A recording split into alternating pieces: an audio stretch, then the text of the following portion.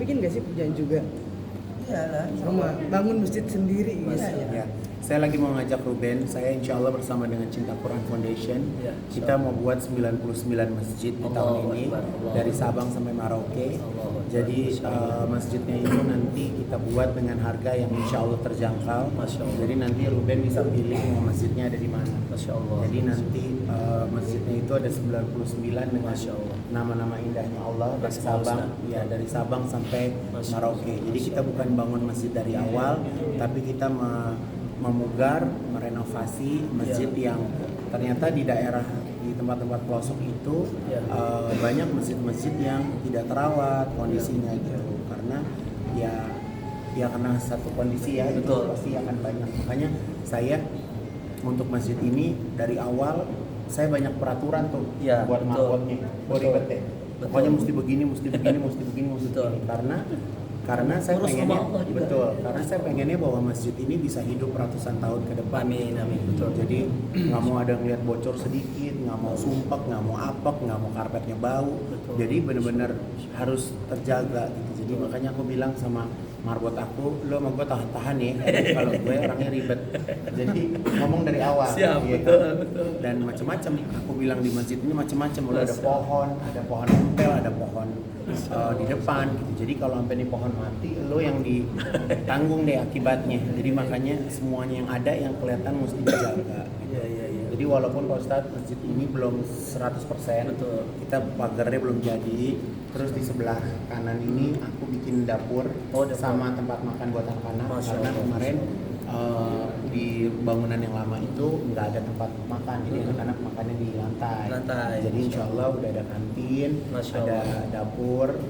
dapur proper karena masaknya kan jumlahnya banyak. Betul. Nah kalau di atas ini adalah tempat belajar. Santri perempuan nantinya di atas Allahu yang Akbar. belajar, Masya Allah. jadi santri lakinya ada Di di bawah. bawah. Masya Allah. Nanti di atas itu juga ada perpustakaan Allahu sama Akbar. ada ruang guru. Masya Jadi, Allah. ya insya Allah anak-anakku di sini bisa belajar aman, nyaman, Amin. ya kan. Jadi dengan fasilitas yang sudah kita bangun, karena Allah pastinya, jadi mereka yang ada di sini juga udah tinggal belajar. Tinggal belajar. Udah nggak usah mikirin Yang kapan lain-lain kita dah. makan, kapan kita segala macam, semuanya udah Betul. disiapin. Jadi insya Allah ya udah tinggal belajarnya aja dibagusin. Masya Allah, Masya Allah. Kevin ini kan konsisten nih karena Allah sekali lagi tadi kan dibilang ngerasa gak sih bahwa segala sesuatu itu dimudahkan. Masya Allah. Ya saya selalu cerita bahwa saya kembali ke Allah dengan kondisi yang baik-baik saja, bukan kondisi sakit hati, bukan kondisi kecewa, bukan kondisi sedih gitu. Jadi saya bersyukur bahwa Allah memberikan jalan yang nikmat buat saya gitu.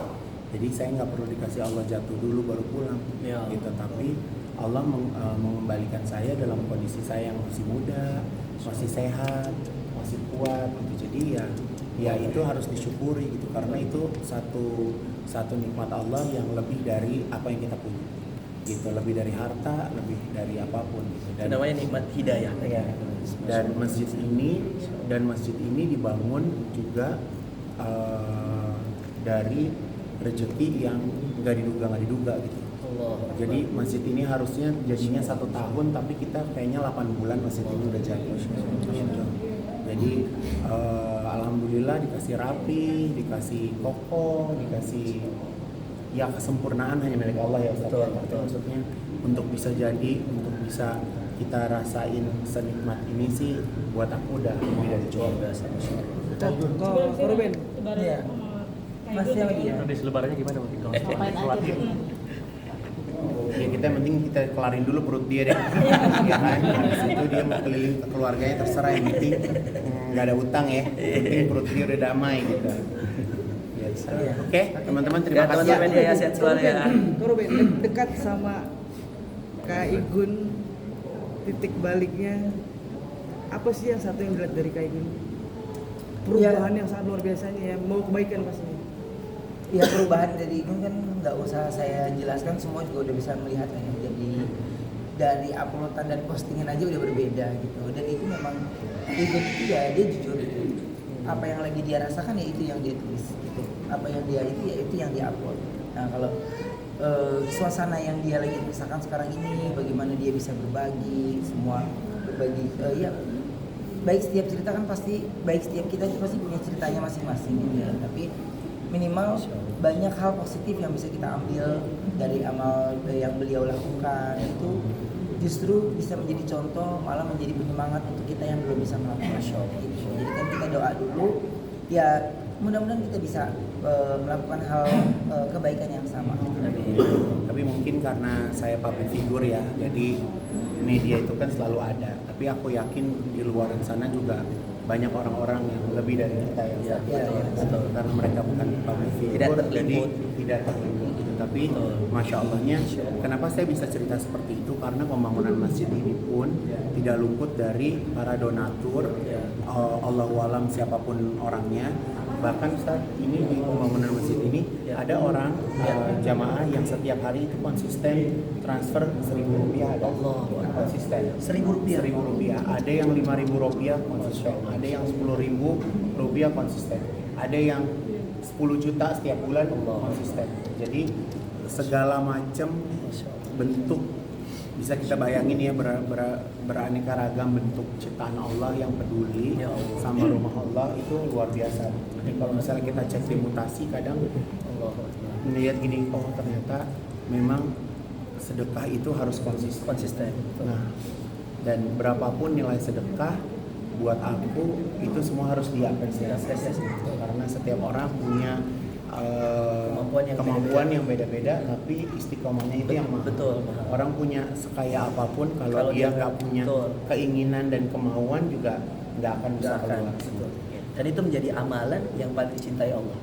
Rutin walaupun sedikit, ya kata Nabi, rutin walaupun sedikit. Konsistennya itu mahal. Itu mungkin terakhir titik teringnya Ruben juga suka pasti.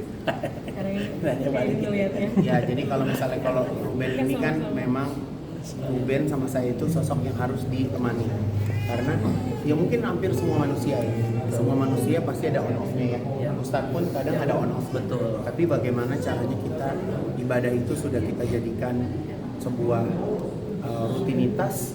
Jadi kalau kita tidak melakukan, pasti rasanya jadi ke badan nggak enak, gitu kan. Jadi ya insya Allah semakin kita ngerti ibadah, jadi semakin kita punya rasa takut, rasa khawatir, rasa cemas apabila kita tidak melakukan ibadah tersebut. Terima kasih.